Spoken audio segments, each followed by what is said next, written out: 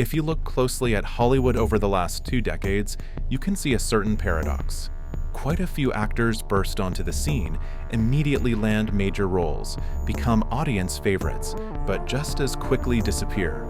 Yet there are those who, even after a series of failures, rise again and again.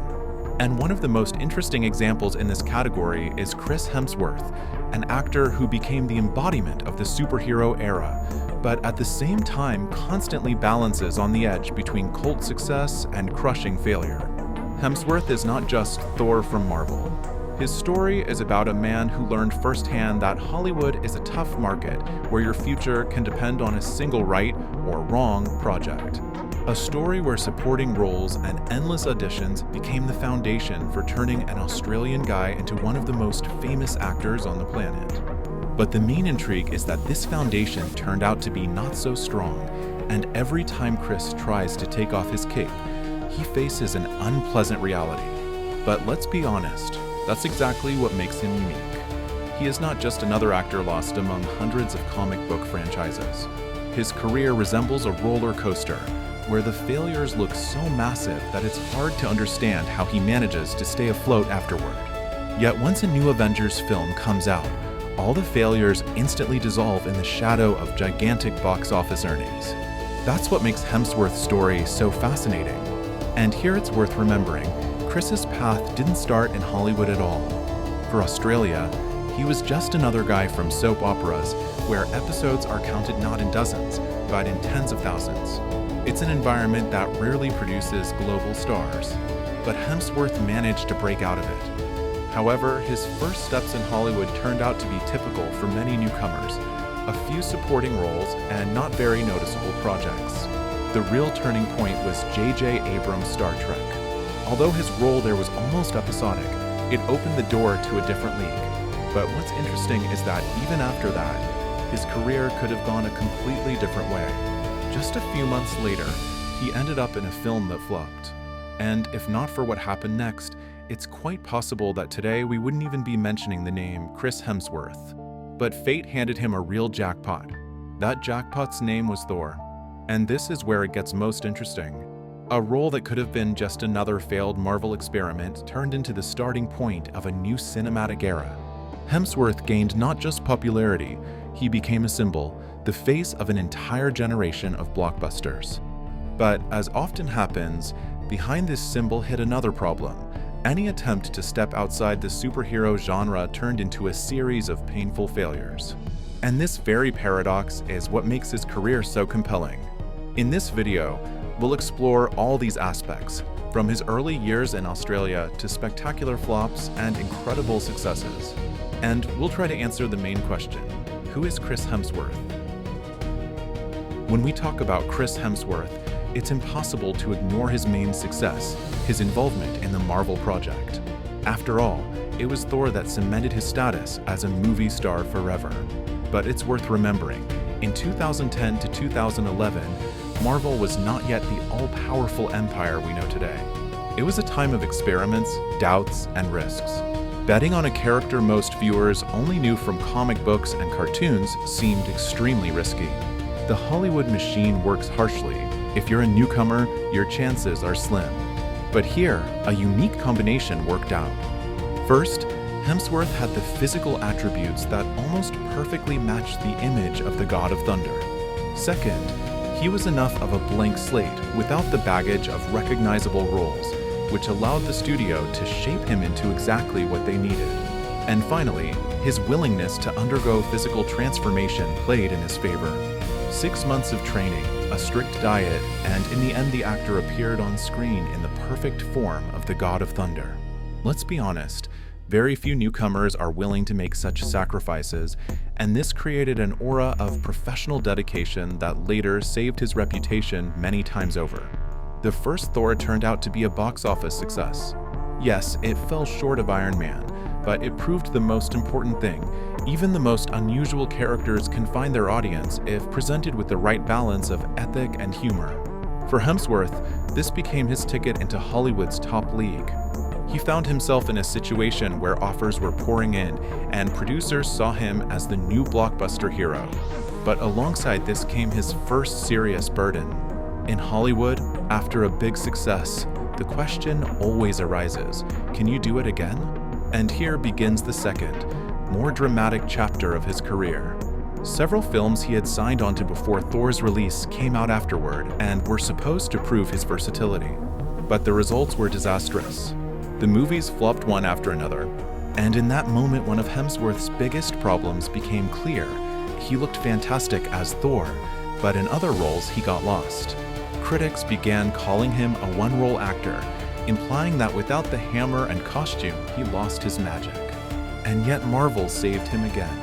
The Avengers became a true phenomenon, and against that backdrop, all of Hemsworth's failures simply dissolved. From that moment on, he became someone whose career balanced between loud flops and grand triumphs, but with one clear rule: every failure was overshadowed by the next success in the franchise. This pattern became especially vivid in the following years. For example, when he tried to secure a foothold in dramatic cinema, the projects either barely broke even or fell completely into the abyss of box office failure. However, Hemsworth showed a stubbornness that deserves respect. Instead of hiding behind the franchise, he stubbornly continued to seek new roles. Yes, most of those attempts ended in failure, but each one added to his experience and built a more substantial acting repertoire. And when he appeared again in The Avengers or another Thor, his character was no longer just a cardboard hero, but more multidimensional, thanks to all his missteps and experiments. This is one of the most fascinating traits of Chris Hemsworth. He knows how to lose in such a way that the loss becomes part of his acting evolution. For many other actors, a string of failures could have meant the end of a career. One of the biggest mysteries of Chris Hemsworth's career is how he managed to turn his weaknesses into part of his image. Hollywood remembers countless actors who bet everything on a single role and remained prisoners of that one image. With Hemsworth, however, it's different. Yes, he is dependent on the role of Thor, but it's precisely this dependence that gave him the freedom to take risks.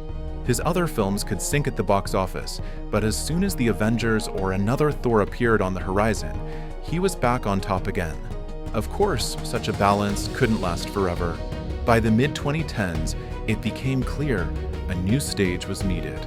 That's when Ron Howard's Rush appeared, a project meant to show Hemsworth not as a muscle-bound superhero, but as a dramatic actor capable of conveying inner conflict and psychological tension.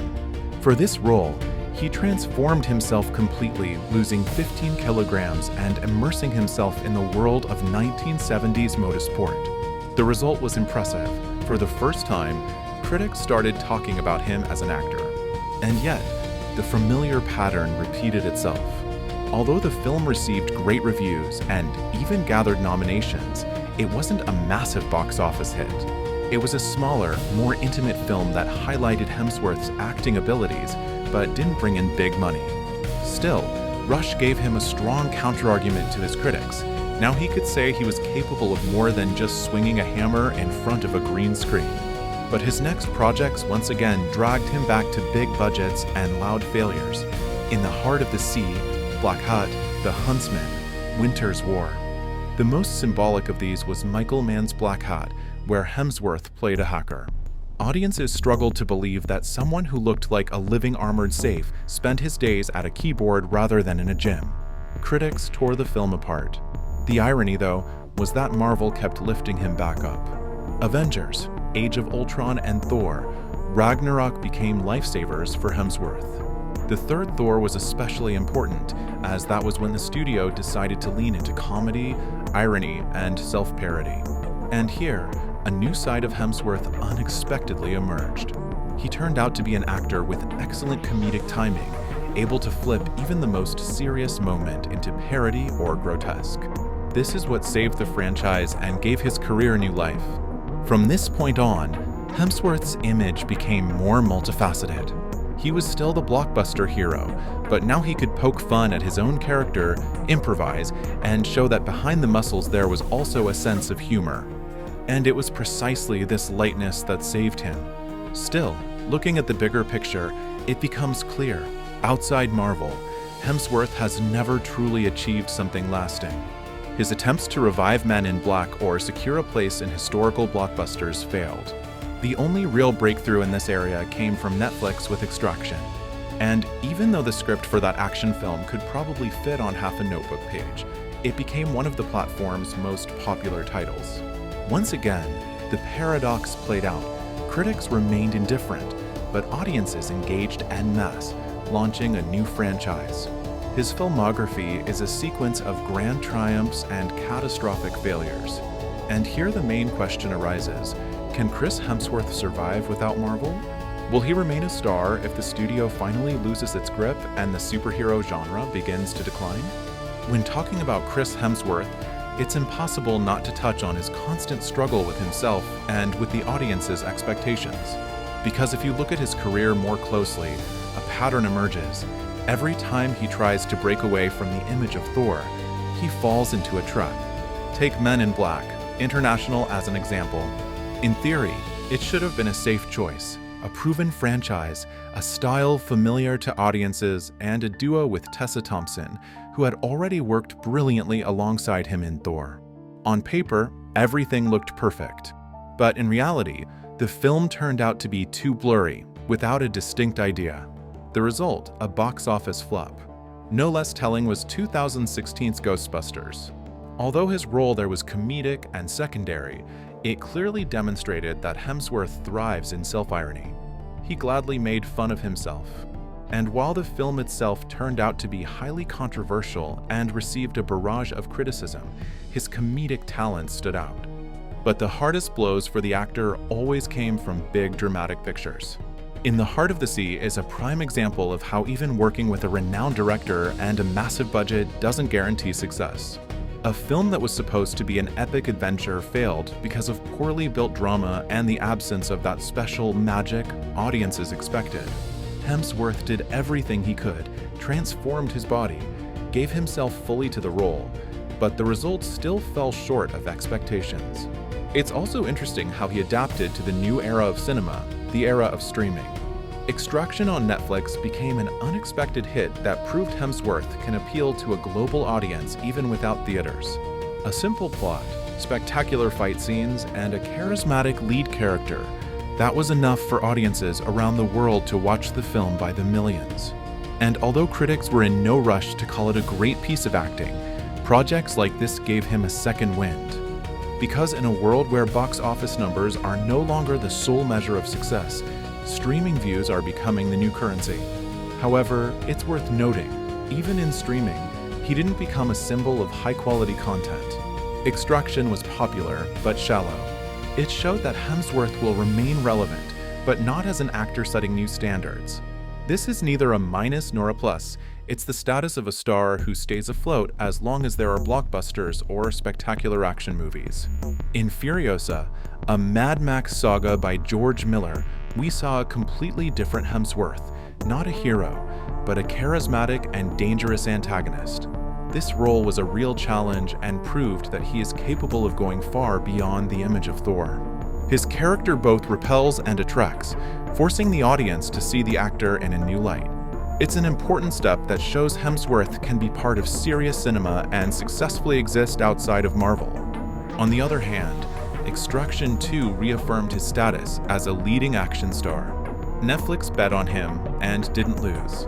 The film turned out to be even bigger and more spectacular than the first, and Hemsworth's dedication to physical performance is striking. He doesn't just perform stunts, he literally lives through every scene, turning his character into a symbol of endurance and strength. These two films highlight the most important thing. Chris Hemsworth is not stuck in the past and not clinging only to the image of Thor. He seeks out new challenges, experiments with different genres, and proves that he is capable of being versatile. And it's precisely because of this that he remains one of the most fascinating figures in modern Hollywood. Behind each of his new projects lies not only spectacle, but also a real struggle, a struggle for a place, for recognition, and for the right to stay relevant in a world that quickly forgets those who stumble. If you enjoyed this, don't forget to subscribe to the channel, hit like, leave a comment about who we should cover in the next episode, and be sure to check out our other videos. Even more exciting Hollywood stories are ahead.